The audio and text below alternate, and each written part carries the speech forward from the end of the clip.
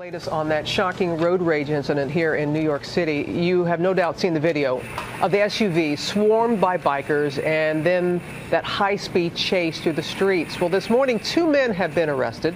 The authorities are searching for another. And ABC's Lindsay Janis has the latest on this fast-developing story.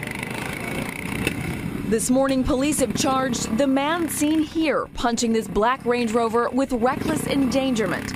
Moments later, investigators say Alan Edwards dragged 33-year-old banker Alexian Leon out of the SUV, beating him in front of his wife and young child.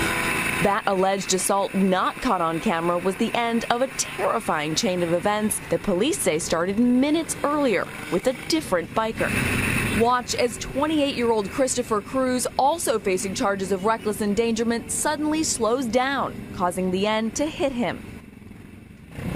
Within seconds, that menacing scene, nearly 30 bikers swarm the SUV. Police say some of them slashing its tires. Then this.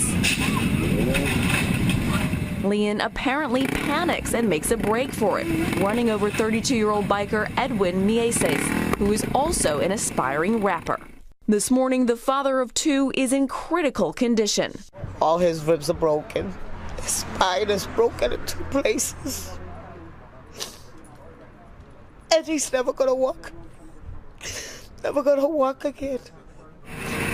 With Mieses on the ground, the enraged bikers chase Leon for a terrifying 3 miles before cornering him and eventually assaulting him.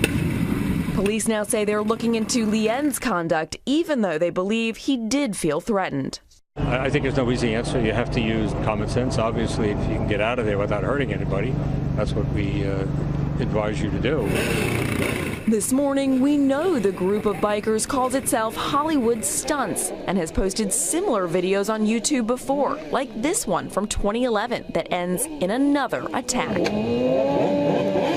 Well, police say they had prepared for the group's annual trip to New York, deploying additional officers to monitor them. Still, the NYPD says it received 200 calls on Sunday about the group riding recklessly, including a 911 call from Leon before that accident, telling dispatchers they were driving erratically.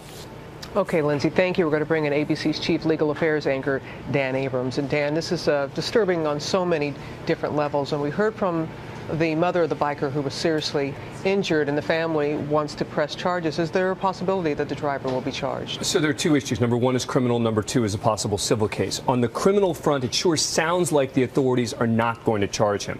Why?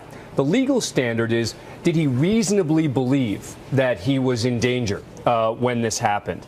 And when you listen to the way Ray Kelly, the police commissioner, is talking, it sounds like they believe it was reasonable. They're going to continue the investigation, but I don't think that there will be charges filed against him. Now, civil, which is the family's ability to sue him, I think that is almost certainly something that will happen, because that's just an opportunity for the family to go after him as opposed to the government. Will the severity of his injuries play into it at all?